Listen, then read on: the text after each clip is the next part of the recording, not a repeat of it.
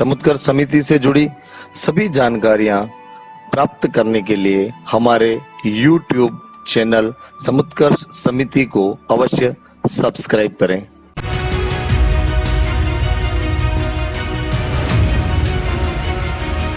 तुणीर में से एक बाण को उठाया, पानी के अंदर उस मछली की आंख की परछाई देखकर उसने सरसंधान किया और एक ही बाण से, प्रथम बाण से उस मछली की आंख को बींध दिया।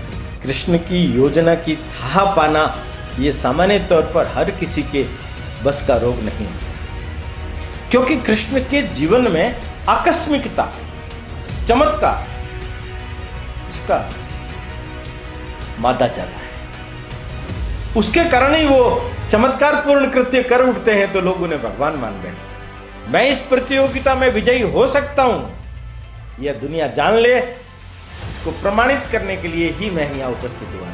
त्वरित बुद्धि से सारी परिस्थितियों को समझकर उसमें से रास्ता निकालने की प्रवृत्ति श्री कृष्ण ने। यह 5 पांडव ये इस तरीके से दुनिया के सामने आने चाहिए कि दुनिया चकित रह जाए। पांडव जीवित हैं। धर्म राज्य की, धर्म साम्राज्य की स्थापना के लिए तुम्हें उसकी महारानी बनना, और तुम्हारी ही उत्प्रेरणा से इस संपूर्ण भारतवर्ष में, आर्यावर्त में फिर से धर्म ध्वजा को लहराने का काम, मेरा सपना ये पूरा करना है। शिशुपाल के 100 अकर्म, 100 गलत कर्म, 100 गलतियां माफ कर, किंतु 101वीं गलती माफ नहीं करूंगा।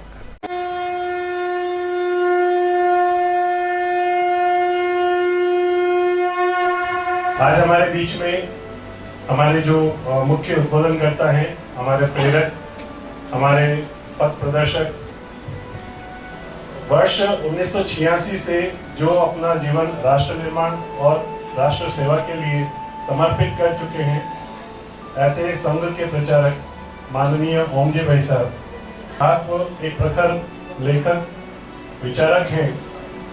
आप द्वारा कई पुस्तकें लिखी गई हैं, जिनमें मेवाड़ गौरव गाथा, जन जन के महावीर, पन्नादाय, बाबा रामदेव जैसी 25 पुस्तकों का आपने लेखन किया है, और जो आज हमारे बीच में हमारे ज्ञानवर्धन के लिए आज प्रकाशित होकर हमारे बीच में है।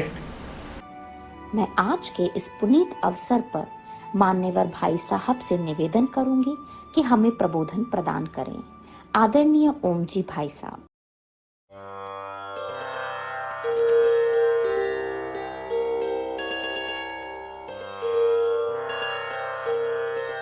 हिंदू भूमे सुरक्षार्थ केशवेन विनिर्मितम् यं संघपोषितं येन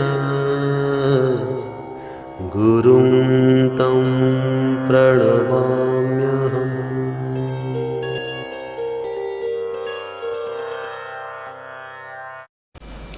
नमस्कार। समुत्कर्ष व्याख्यान श्रृंखला यतो धर्मस्ततो जय में आप सब लोगों का हार्दिक स्वागत है। पिछले एपिसोड में हम लोगों ने द्रौपदी के स्वयंवर की पृष्ठभूमि, इसके बारे में ध्यान से सुना।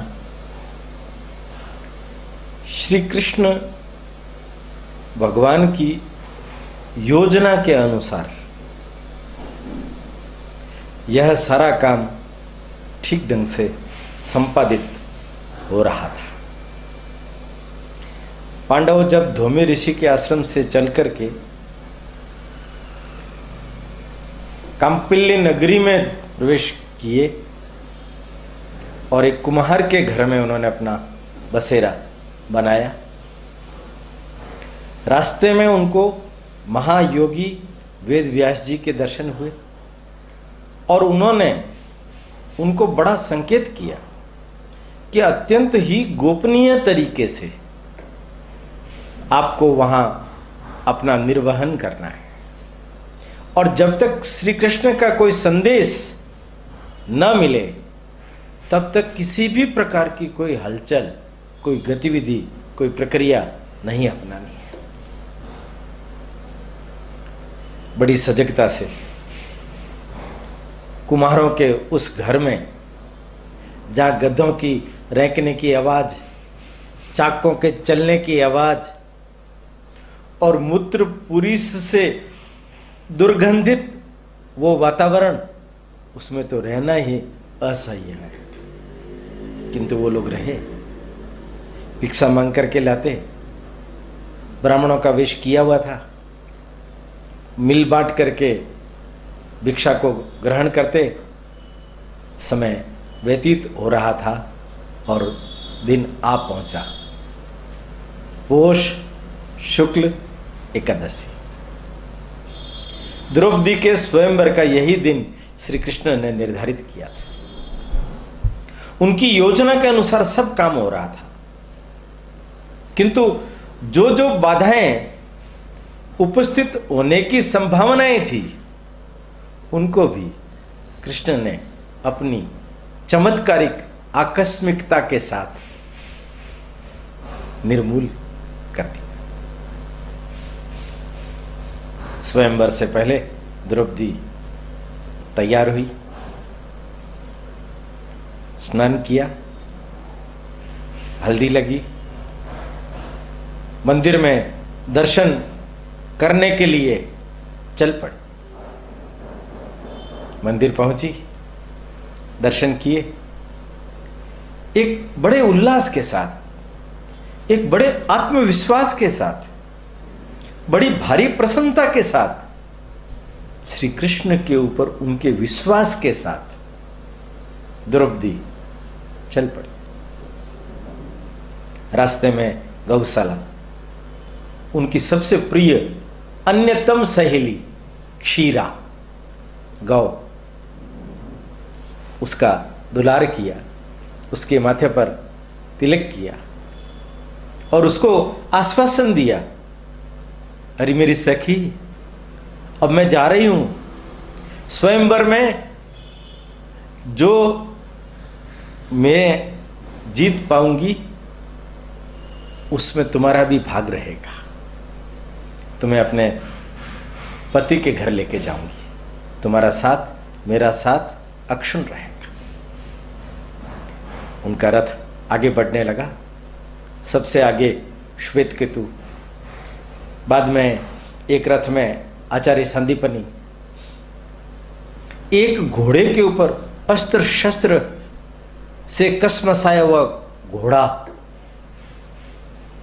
जब निकलने लगे तब रास्ते का जो चौराहा आया, एक सिहरन उठी द्रौपदी के शरीर में। देखने लगी वो सजग होकर के, कोई मगध रथी उपस्थित तो नहीं है। इधर उधर दृष्टि डालने पर जब उसे कोई नजर नहीं आया तब वो चल पड़ी, निश्चिंत हो गई। कृष्ण ने अपना वादा निभाया, उसका अपहरण नहीं होगा। राजभवन में पहुंची,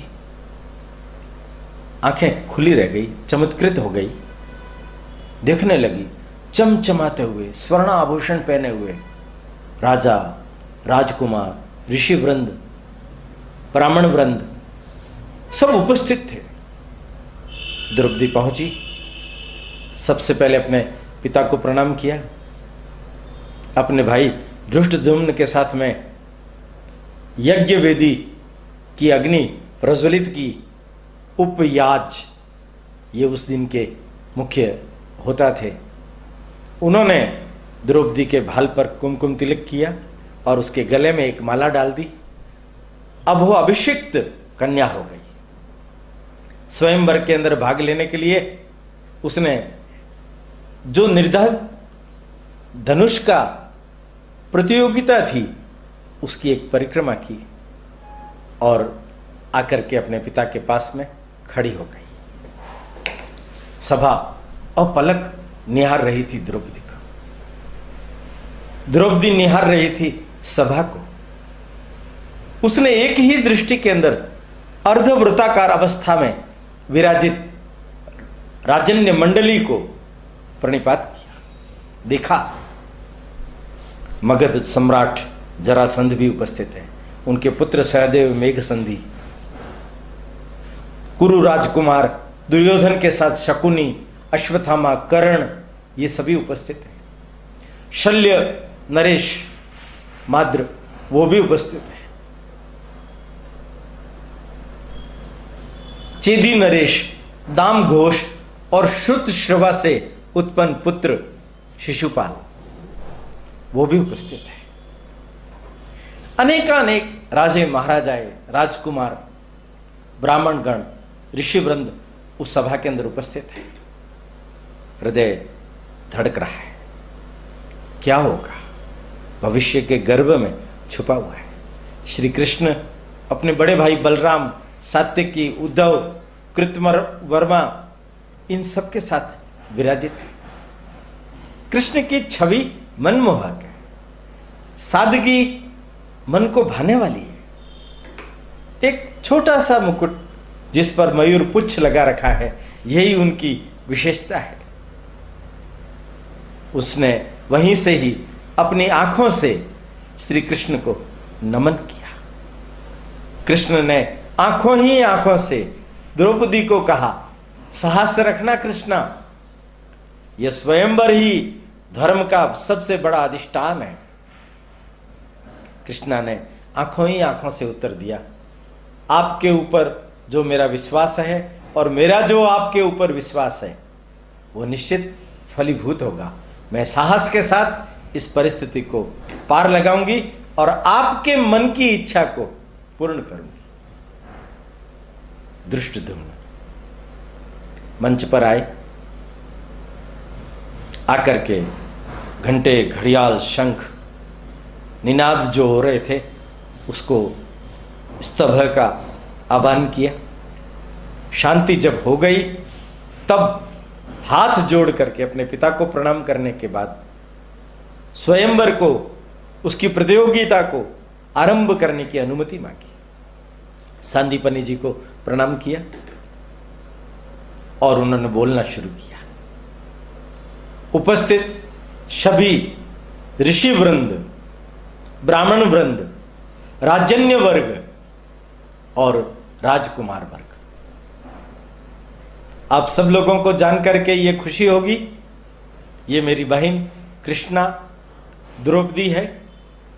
मेरे पिता यज्ञसेन द्रुपद ने इसके स्वयंवर के लिए एक प्रतियोगिता का आयोजन किया है। ध्यान से देखिए आप, उधर नीचे जल कुंड बना हुआ है। उस जल कुंड के ऊपर एक यंत्र के माध्यम से एक मछली निरंतर घूम रही है। पास में पवित्र धनुष और तुणीर में 5 बाण पड़े हैं। प्रतियोगिता धनुर्धर के लिए है। कोई भी धनुर्धर 5 में से कोई एक पानी के अंदर उस मछली की आंख की परछाई देखकर और उसकी आंख को बींध सके, वही प्रतियोगिता में विजयी माना जाएगा। मैं प्रतियोगिता को प्रारंभ करने के लिए गुरुवर सांदीपनि जी से निवेदन करता हूं, राजे महाराजे आप सब लोग पधारें और इस प्रतियोगिता में भाग लें। धृष्टद्युम्न के कहने के बाद खुसफुसाहट शुरू हुई। लोगों की नजर मछली, बाण, पानी उन सब पर पड़ गई। कौन वीर होगा जो इस मछली को बींध सके? ऐसा धनुर्धर कौन होगा? जिज्ञासा, संशय,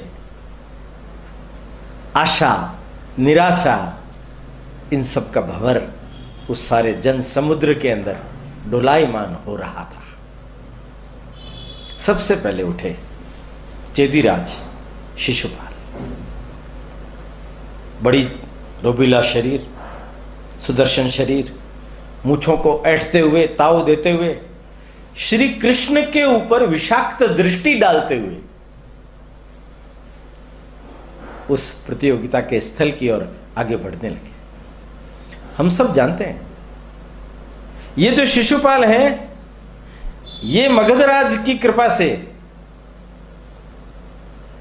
कुंडिलपुर में रुक्मणी को ब्याहने के लिए गया था और श्री कृष्ण ने रुक्मणी के पत्र पर वहां पहुंचकर उनसे स्वयंवर किया और वो उसे हरण करके ले गए। वो चुनौती दे रहा था, अब देखना मैं कैसे द्रौपदी को हरण करके लेके जाता हूं। ये उनका बुआ का लड़का भाई भी है, श्रुतश्रवा, ये कृष्ण की बुआ है, वसुदेव की बहन है।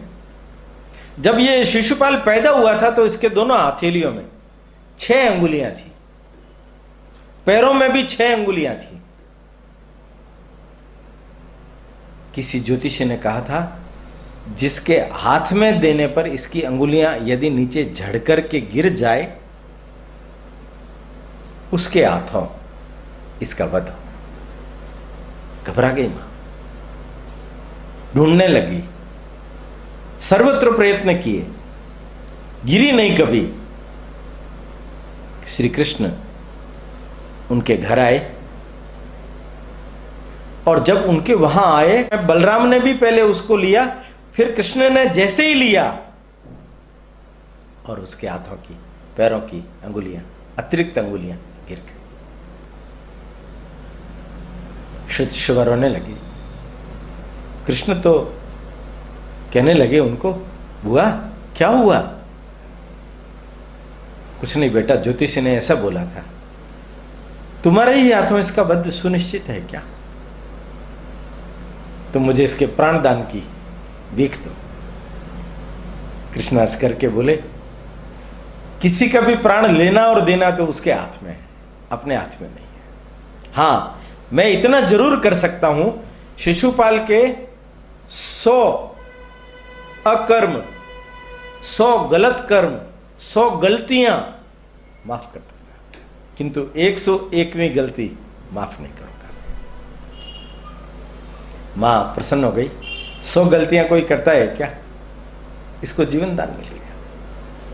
वही शिशुपाल जब पहुंचा और उसने बड़े दम्भ के साथ में पैर आगे बढ़ाकर धनुष को उठाया, धनुष की नागिन जैसी प्रत्यंचा को जब वो चढ़ाने के लिए प्रयत्न करने लगा, बहुत कोशिश करने के बाद में भी वो धनुष पर प्रत्यंचा नहीं चढ़ा सका, उल्टा धनुष ने उसको धक्का देकर के नीचे गिरा दिया।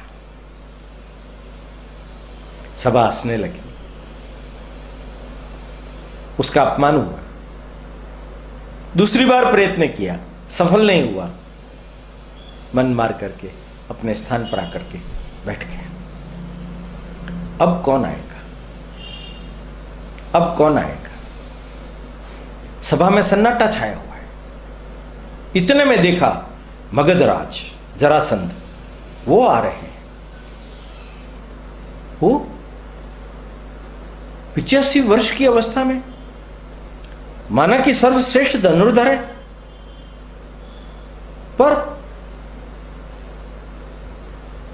सभा उत्सुकता से देख रही थी क्या होगा। वे आए, आगे बढ़े और आकर के धनुष के पास खड़े हुए, संदीपनी को प्रणाम किया और कहा कि बहुत अद्भुत रचना रची है आपने प्रतियोगिता की। राजन, मैं यहां धनुष की प्रत्यंचा चढ़ाने के लिए नहीं आया हूं, मैं यहां द्रौपदी को आशीर्वाद देने के लिए आया हूं। यह तो मेरी पौत्र वधू बनने के लिए योग्य है। मैं तरुण राजकुमारों के लिए उन्हें शुभकामनाएं देता हूं कि वो वीर कोई आगे बढ़े और ये सर्वश्रेष्ठ धनुर्धर की पत्नी। मैं इस स्वयंवर को सफल होने की मंगल कामना, शुभकामना करते हुए द्रुपद से अनुमति चाहता हूं कि अब मैं जा रहा हूं। और वो चुपचाप अपने सिंहासन के पास आए, अपने पुत्र सहदेव को कहा, सहदेव शीघ्रता करो, गिरिव्रज राजगिरी जाने का समय आ गया है। और वो और उनका दल सभा मंडप से सबको अभिवादन करते हुए निकल गया। सभा साधु साधु कह उठी। कृष्ण की युक्ति काम कर गई। हालांकि जरासंध के मन में दर्प था कि कृष्ण देखा मेरी चाल, मैं तुम्हारे चाल में फंसा नहीं, सुरक्षित निकल गया हूं, सकुशल निकल गया हूं। फिर सभा अगले दौर की प्रतीक्षा करने लगी। अगले दौर में दुर्योधन विजय का सुनिश्चय आत्मविश्वास लेकर आगे बढ़ा। मुस्कुरा रहा था वो, जाकर के द्रौपदी को प्रणाम किया। विजय आशक्त दृष्टि द्रौपदी पर डाली, सारी सभा की ओर देखा और वहां पहुंचा जहां वो धनुष रखा हुआ था। उस धनुष को उसने सहज ही उठा लिया। उठा करके उसकी वो प्रत्यंचा चढ़ाने ही वाला था। उसको पूरा विश्वास था, मैं चक्रवर्ती सम्राट बनूंगा। द्रौपदी चक्रवर्ती सम्राट की महारानी। उसके मन में विश्वास था, प्रबल आत्मविश्वास था कि मैं निश्चित विजय प्राप्त करूंगा। जिंदगी भर में विजय प्राप्त नहीं कर सका। मेरे परिवार के लोग भी मेरे पक्ष में नहीं थे। इस मित्र मंडली के सहारे मैं आगे बढ़ सका। और वो तो अच्छा हुआ कि पांडवों को मैंने मृत्यु का ग्रास बनने के लिए वारणावत में डाल दिया। इसके कारण से अब मैं निश्चिंत होकर के भरतवंश के अंदर चक्रवर्ती सम्राट बन पाऊंगा। प्रत्यंचा को धनुष को दबा करके पास में लेकर के आया। विजयी मुद्रा से उसने द्रौपदी को देखा और जैसे ही प्रत्यंचा को उस धनुष के ऊपर चढ़ाने के लिए उद्यत हुआ था और उसके कानों में एक रहस्यमयी हंसी, उसकी आवाज सुनाई दी। चौंक गया, पूरा शरीर थर पर कांपने लगा। ये हंसी मैंने सुनी हुई है, बचपन में भी, किशोर अवस्था में भी, युवा अवस्था में भी। ये तो वही हंसी है जो मुझे उल्हाना देती है, ताना देती है, मेरा अपमान करती है। भीम, हाँ, ये तो भीम की हंसी है। भीम यहां कैसे? उसका तो हम अस्थि विसर्जन कर चुके हैं, वो तो मृत्युलोक में जा चुके हैं। ये यहां कैसे? पूरा शरीर पसीने पसीने से तरबतर हो गया। विजय पराजय की ओर उन्मुख हो गई। प्रत्यंचा विद्रोह करने लगी। धनुष ने उसका साथ नहीं दिया। वो धड़ाम से लड़खड़ा कर नीचे गिर पड़ा, असफल हो गया। सभा हंसने लगी। उसमें इतनी हिम्मत भी नहीं बची, अब क्या होगा? उल्टे विचारों का प्रवाह उसके अंतःकरण के अंदर द्रुत गति से दौड़ने लगा। पांडव जीवित है। वो बुढ़ा भीष्म उन सबको फिर से अपना लेगा, युधिष्ठिर को फिर से युवराज बना देगा। मेरी सारी योजना पर पानी फिर गया। क्या करूं मैं अब? निढाल सा पराजित होकर अपने सिंहासन की तरफ बढ़ने लगा। द्रौपदी के चेहरे पर स्मित हास्य था। यह अंतिम कांटा था जो निकल गया। दो पार कर चुकी हूं मैं बाधाएं। अब वो कृष्ण की ओर देख रही है। उसकी योजना के अनुसार अब आगे क्या होगा? इतना सब हो रहा था तो सबने देखा अंगराज कर्ण उस सभा में सबसे सुदर्शन युवक, धनुर्विद्या में, शस्त्र विद्या में अपराजित रहने वाला व्यक्ति, परशुराम से शिक्षा प्राप्त करने वाला, द्रोणाचार्य से शिक्षा प्राप्त करने वाला, वो आगे बढ़ा। बड़े विश्वास के साथ में उसने सहज ही अभ्यासवश धनुष उठाया, उसकी प्रत्यंचा को उठाया और थोड़ा सा दबा करके धनुष पर प्रत्यंचा चढ़ा दी। और बाण की तरफ जैसे ही उसने अपना हाथ बढ़ाया, इतनी देर तक द्रौपदी स्थिर से खड़ी ये सारे दृश्य देख रही थी। उसमें जीवन का संचार हुआ, आगे बढ़ी, धृष्टद्युम्न के कान में जाकर के कुछ कहने लगी। जैसे ही धृष्टद्युम्न ने सुना, हाथ का इशारा करके कर्ण को रोक दिया। अंगराज जरा रुकिए,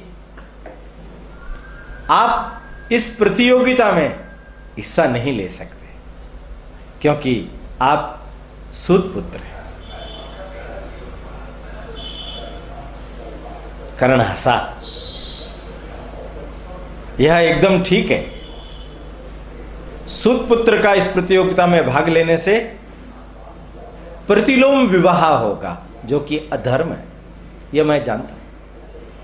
किंतु मैं यहां इसलिए आया हूं कि दुर्योधन के पास में कैसे जबरदस्त धनुर्विद्याधारी लोग हैं, कुरुओं के पास में कैसे अद्भुत धनुर्धारी लोग हैं, यह सब लोग जान जाए। मैं इस प्रतियोगिता में विजयी हो सकता हूं, यह दुनिया जान ले। इसको प्रमाणित करने के लिए ही मैं यहां उपस्थित हुआ था। आप सब लोगों को प्रणाम। और वो अपने आसन की ओर आगे बढ़ गए। उसके बाद तो सभा ने असफलताओं का ही दौर देखा। दुशासन, अश्वत्थामा तो द्रोणाचार्य के पुत्र थे। द्रोणाचार्य उन्हें छुप छुप करके सब प्रकार की विद्या, अर्जुन से भी ज्यादा विद्या देने का प्रयत्न करते थे, पर वो भी असफल हो गया। तो उसने वहां गर्ज करके बोला कि ये प्रतियोगिता झूठ का ढकोसला है, मिथ्या है यह।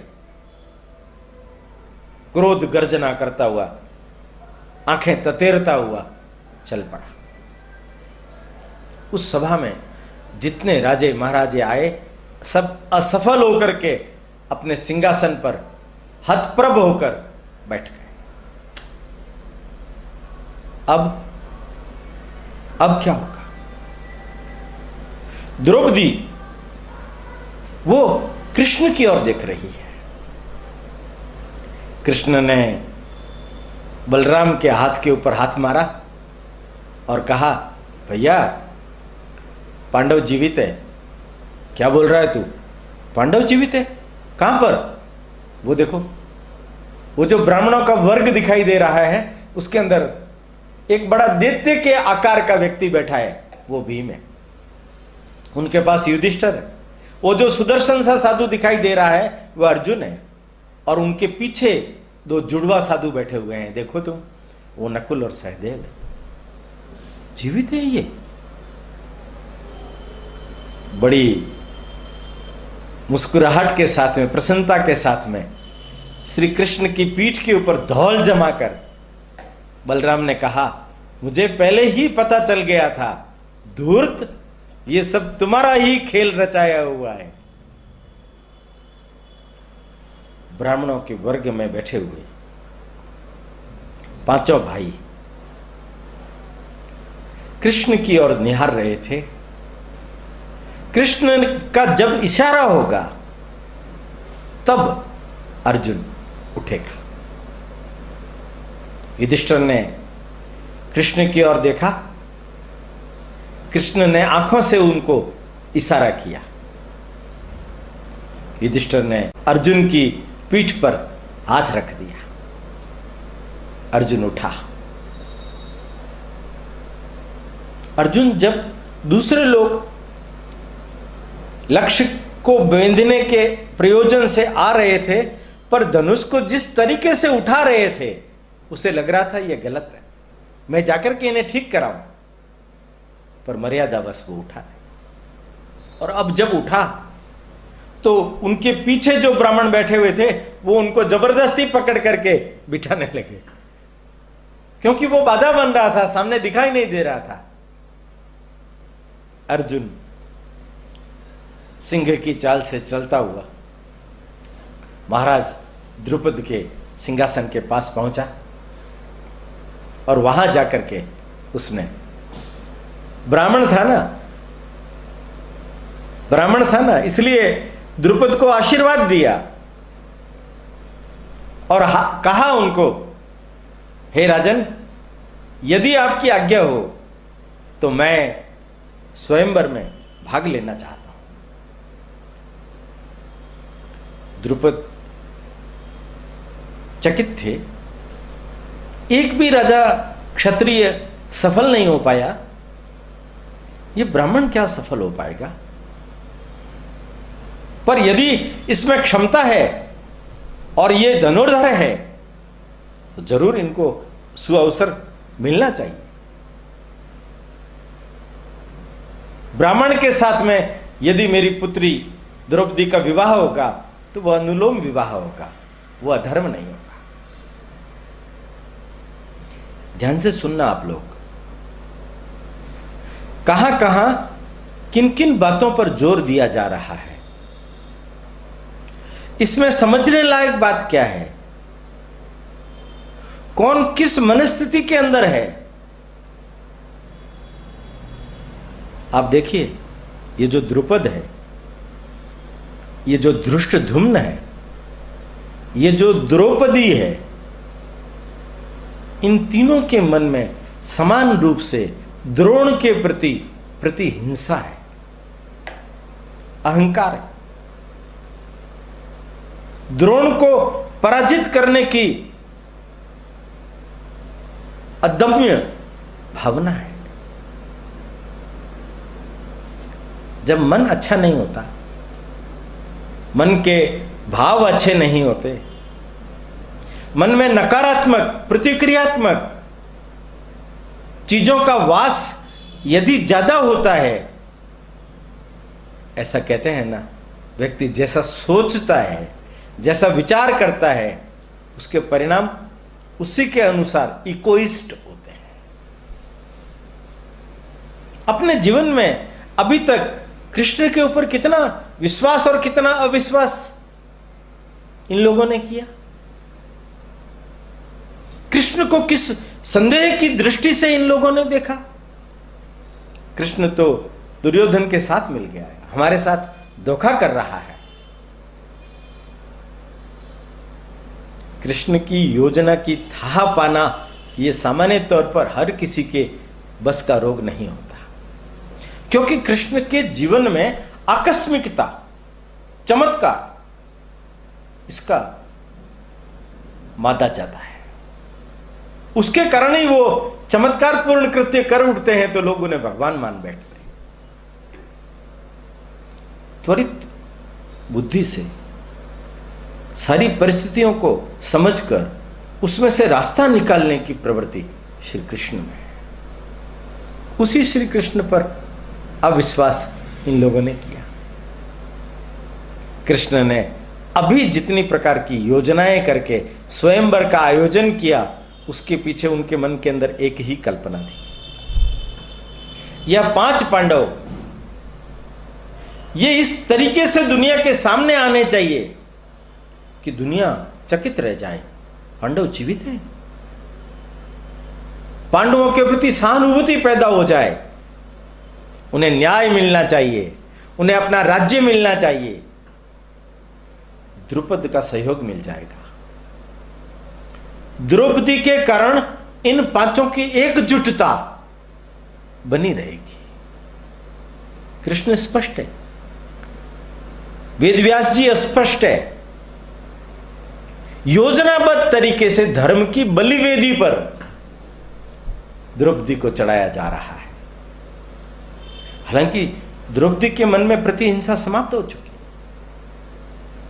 श्री कृष्ण ने उनसे बातचीत करके उन्हें इस बात के लिए तैयार कर लिया था कि तुम्हें धर्म की अनुचरी बनना है, धर्म राज्य की, धर्म साम्राज्य की स्थापना के लिए तुम्हें उसकी महारानी बनना है। और तुम्हारी ही उत्प्रेरणा से इस संपूर्ण भारतवर्ष में, आर्यावर्त में फिर से धर्म ध्वजा को लहराने का काम, मेरा सपना ये पूरा करना है। द्रौपदी आश्वस्त है, द्रुपद नहीं। जब सारे क्षत्रिय पराजित होकर के बैठ गए तो द्रुपद की मनस्थिति कैसी थी? आज मैं किस स्थिति में फंस गया, मुझे आत्महत्या कर लेनी चाहिए, मेरी पुत्री के लिए कोई सुयोग्य वर नहीं, अब मैं इसका हाथ किसके हाथ में दूंगा? अर्जुन आगे बढ़ा,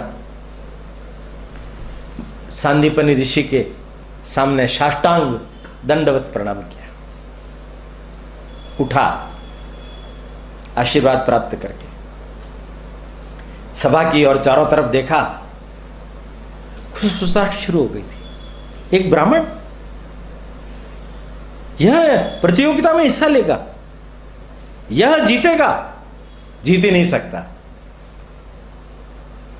पर उस ब्राह्मण ने अपना दाहिना पैर आगे बढ़ाया, वो वाम हस्ती था, बाएं हाथ से, और उसने बाण को, धनुष को उठाया, अपने दाहिने हाथ में लिया, बाएं हाथ से सहज ही प्रत्यंचा को चढ़ाया, तुणीर में से एक बाण को उठाया, पानी के अंदर उस मछली की आंख की परछाई देखकर उसने सरसंधान किया और एक ही बाण से, प्रथम बाण से उस मछली की आंख को बींध दिया। मछली ध्वस्त होकर के पानी में आ गिरी। सर्वत्र ब्राह्मण समाज उठ करके खड़ा हो गया। सांदीपनि के मुख से निकला, साधु साधु। द्रुपद खिल उठे, धृष्टद्युम्न खिल उठे, द्रौपदी खिल उठी, सभा मंडप खिल उठा, किंतु क्षत्रिय लोग डर गए। एक ब्राह्मण, ये तो क्षत्रियों का अपमान है। शकुनी ने दुर्योधन को कहा, भांजे यह अर्जुन है, यह अर्जुन है, हमें इसको जिंदा नहीं छोड़ना है, इसको यहीं खत्म कर देना है। पीछे सोमदत्त का पुत्र भूरिश्रवा राजा दुर्योधन के पास बैठा हुआ था। उसने दुर्योधन के कंधे पर हाथ रख करके कहा, ऐसी गलती मत करना। देख रहे हो यादव अतिरथी सन्नद्ध है, तैयार है, पांचालों को देखो सब तैयार है, अपना अपमान मत कराना। कसमसा करके अत्यंत क्रोध के आवेश में दुर्योधन, दुशासन बैठ गए। क्षत्रियों में से कुछ वर्ग द्रुपद के ऊपर हमला बोलने के उद्देश्य से आगे बढ़े। भीम ने यह देखा, भीम उठ करके खड़े हुए पास में से एक पेड़ को उठाया और दौड़े, उन क्षत्रियों को पीछे कर दिया। द्रौपदी ने आगे बढ़ा करके अर्जुन के गले में वरमाला डाल दी। भीम ने उन दोनों को साथ लिया, द्रुपद से आशीर्वाद दिलवाया। कृष्ण आगे आ गए थे, अर्जुन आगे बढ़ा और आगे बढ़ करके श्री कृष्ण के श्री चरणों में झुक गया। एक ब्राह्मण श्री कृष्ण के चरणों में झुक रहे हैं। उन्होंने द्रौपदी को भी इशारा किया, अर्जुन ने, वो भी उनके साथ साथ कृष्ण के चरणों में गिर पड़े। दोनों को आशीर्वाद दिया, अर्जुन को उठा करके गले लगा दिया और वो पास में खड़े थे भीमसेन।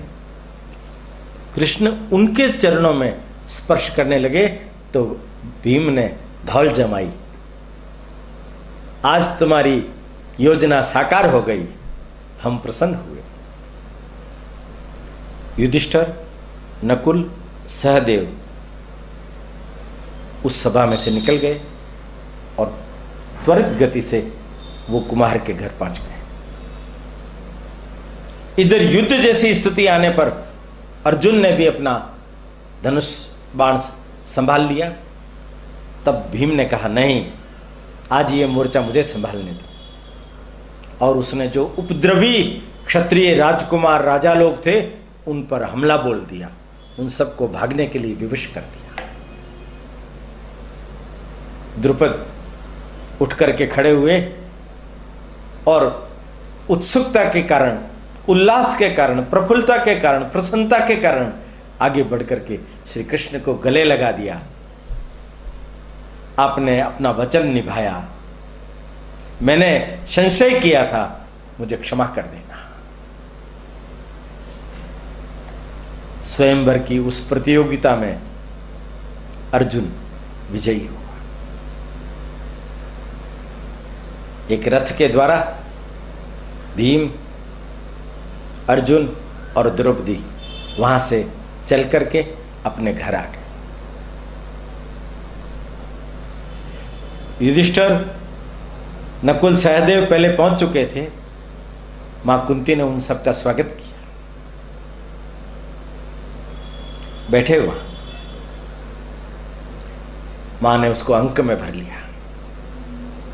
बहुत अद्भुत महारानी हो तुम, ये मेरे 5 पुत्र हैं। मैं कुंती, ये युधिष्ठिर, भीम, जिसने तुम्हारा वरण किया है वो अर्जुन, और ये नकुल सहदेव है। वहां अर्जुन ने मां को कहा, मां, मैं एक धर्म दुविधा में पड़ गया। भैया भीम को तो आपने आपद धर्म निभाने के कारण, वरना वो राक्षसों की उस नगरी में हम सब लोग खा लिए जाते, हिडंबा से विवाह करने के लिए बोला। वो विवाह आपद धर्म था। युधिष्ठिर के रहते हुए, पहले भाई के रहते हुए दूसरे भाई का विवाह, यह धर्म। अब मैं तो तीसरा हूं, मेरे 2 भाई पहले विवाहित नहीं है, मैं द्रौपदी के साथ विवाह कैसे कर सकता हूं? तब युधिष्ठिर ने कहा, प्राचीन काल से आर्य परंपरा में ऐसे अनेक प्रसंग आए हैं जहां ऋषियों ने एक ही पत्नी के साथ 7 ऋषियों ने, 3 ऋषियों ने विवाह किया है। पर यह उदाहरण अपवाद है, यह अपवाद है। हम 5 भाइयों को एकजुट रखने की मनसा से मां कुंती क्या सोचती है? तो मां कुंती कहती है, तुम 5 को एक साथ इसके साथ विवाह कर लेना चाहिए। द्रौपदी के लिए तो ये बहुत बड़ा झटका था। उसके सारे सपने चूर हो गए,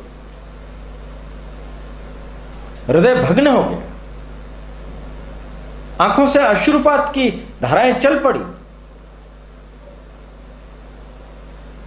धृष्टद्युम्न के गुप्तचर पीछा करते हुए आए थे, कुमार के घर पहुंचे, इस वार्तालाप को सुने। राज परिवार का न्योता आया, सब लोगों को राजमहल में ले गए।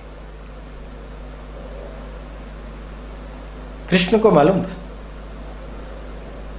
कि यह धर्म संकट खड़ा होगा और इसमें से रास्ता क्या है। उस रास्ते को अगर निकालना है तो ऋषि वृंद का आशीर्वाद और धर्म की नूतन व्याख्या जब तक नहीं की जाएगी तब तक कुछ नहीं होगा। वेद व्यास जी को आमंत्रण दिया गया, वो धौम्य और जैमिनी ऋषियों के साथ राजमहल में आए। याज और उपयाज पहले से ही वहां उपस्थित थे। उनके समक्ष वार्तालाप बंद कमरे में प्रारंभ हुई। कृष्ण ने निवेदन किया, द्रौपदी का वरण तो अर्जुन ने किया है। पर अर्जुन की इच्छा है कि मेरे दोनों बड़े भाई जब तक विवाह नहीं कर लेते तब तक मैं विवाह कैसे कर सकता। और मां कुंती का कथन है, मेरे पांचों पुत्रों को दुर्योधन के छल से, कपट से, क्रूरता से, शकुनी की मार से बचा करके एकजुट रखना है और इन्हें अपने राज्य को प्राप्त करना है। तो हमारे लिए विवाह ये महत्व का प्रसंग नहीं है। इस विवाह के कारण हो सकता है मेरे पांचों पुत्र ये अद्भुत सौंदर्यमयी, अद्भुत गुणमयी महिला है, यह एकजुट भी रख सकती है और ये सब में फूट भी पैदा कर सकती है। इसलिए मेरे पुत्रों को एकजुट रखने के लिए यदि ये सती द्रौपदी का रूप धारण करने के लिए तत्पर हो तो हम हमारे लक्ष्य में सफल हो पाएंगे।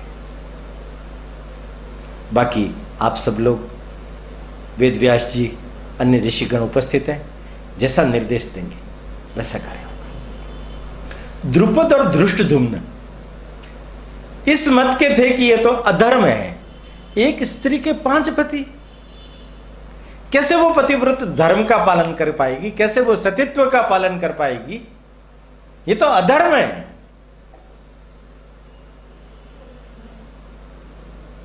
वेद व्यास जी ने प्राचीन परंपराओं का उदाहरण दिया कि अपवाद के रूप में ऐसे घटनाएं होती रही है, किंतु परिस्थिति जो हमारे सामने आई है उसमें से जो रास्ता निकालना है वो केवल द्रौपदी को निकालना है। द्रौपदी बहुत साहसी है, बहुत कुशल है, योग्य है, समर्पणशील है, सतीत्व है और पतित्व व्रत भी है। 3 चीजें द्रौपदी को सोचनी है और निर्णय करना है। पहला, अर्जुन के साथ विवाह करके वो अपने पिता के घर में भी रह सकती है और कहीं अन्यत्र भी जा सकती है, वासुदेव श्री कृष्ण के यहां द्वारिका भी जा सकती है। किंतु ध्यान रखना, ये 5 भाई 5 नहीं है, 1 है। इनमें से किसी एक को तुमने वरण किया है, वो तुम्हारे साथ पति व्रत को पालन करने के लिए जा सकता है, पर उसके कारण चारों भाई बिखर जाएंगे, यह परिवार अपने राज्य से विमुख हो जाएगा। दुर्योधन शकुनी की कुटिल चाल में फंस जाएगा, क्योंकि अर्जुन इनका आधारभूत तत्व है। उसी की धनुर्विद्या के सहारे ही ये चक्रवर्ती बन पाएंगे। और ध्यान रखना, जो स्त्री अपनी हित आकांक्षा की पूर्ति करने के लिए किसी पुत्र को अपनी मां से, अपने पिता से वंचित करवा देती है, उसको चैन नहीं मिलता, सुकून नहीं मिलता, खुशी नहीं मिलती। इसलिए यह भी एक बात ध्यान रखने की। दूसरा, यह हो सकता है तुम इस स्वयंवर को मानो ही नहीं, स्वयंवर है ना ये। तुम अपनी प्रतियोगिता तो एक कारक है, पर प्रतियोगिता जब मन कारक नहीं होती है तो स्वयंवर की छूट धर्म के आधार पर मैं तुम्हें देता हूं। तुम अपने मनचाहे व्यक्ति का नाम बताओ, हम उसके साथ तुम्हारा विवाह कर देते हैं, तुम उनके साथ रहो, आनंद से रहो। और तीसरा, ये जो कुंती है, इसने अपने रक्त से इन 5 पुत्रों को सिंचित किया है। यह वो गुम्फित केंद्र है जिसके कारण से इन 5 में एकत्व है, एकता है, समरसता है। 5 के 5 एक दूसरे के प्रति अतुल्य त्याग करके एक दूसरे का संरक्षण करने के लिए हमेशा सन्नद्ध रहते हैं। आज कुटिल कुरु राजकुमारों ने इन्हें वारणावत में जला दिया था। ये तो देववशात, धर्मवशात, कृष्णवशात जीवित रखे। आर्यव्रत में फिर से धर्म राज्य प्रस्थापित हो, ये श्री कृष्ण की इच्छा है।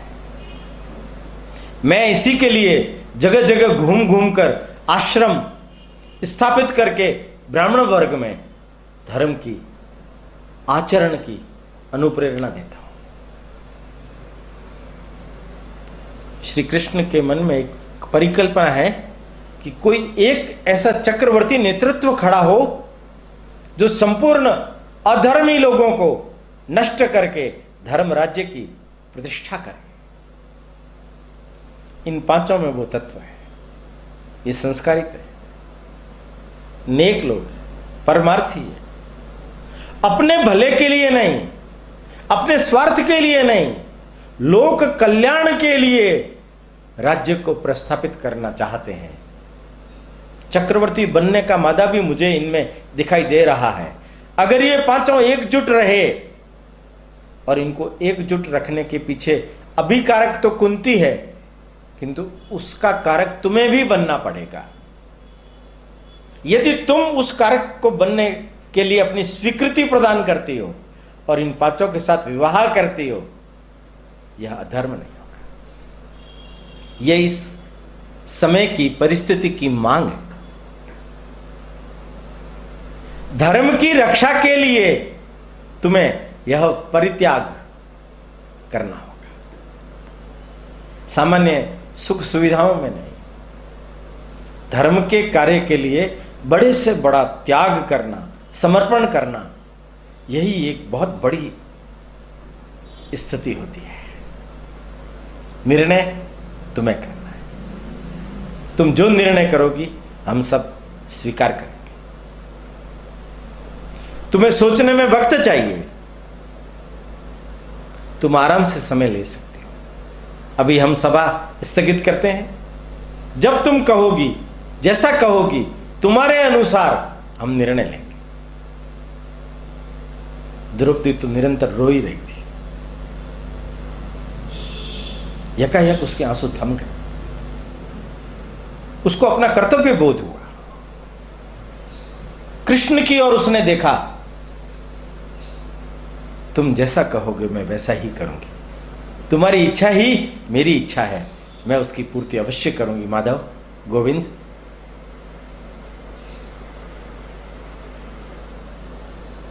द्रौपदी ने द्रुपद की ओर देखा, धृष्टद्युम्न की ओर देखा, वेद व्यास जी को प्रणाम करके कहने लगी, गुरुदेव, मैंने निर्णय कर लिया है। सब उत्सुक निगाहों से उसे देखने लगे। क्या क्या निर्णय किया तूने? वही जो आपने तीसरा रास्ता अपनाने के लिए बोला। यही सर्वोत्तम मार्ग है। अभी की परिस्थिति में धर्म के अनुकूल मार्ग है।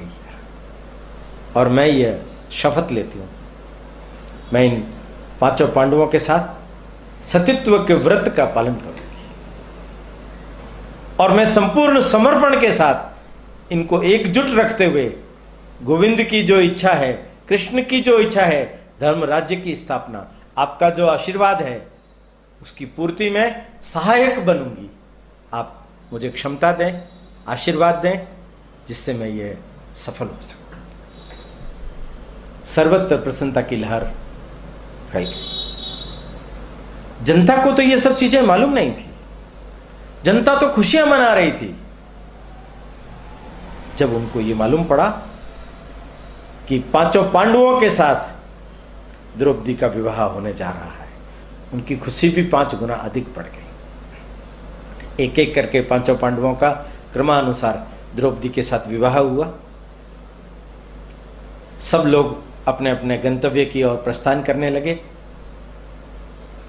और एक आगे की परिस्थिति क्या होगी, आगे अब किस तरीके से अपने को बढ़ना चाहिए, और पांडवों को भी अपना राज्य किस तरीके से वापस प्राप्त करने का प्रयत्न करना चाहिए,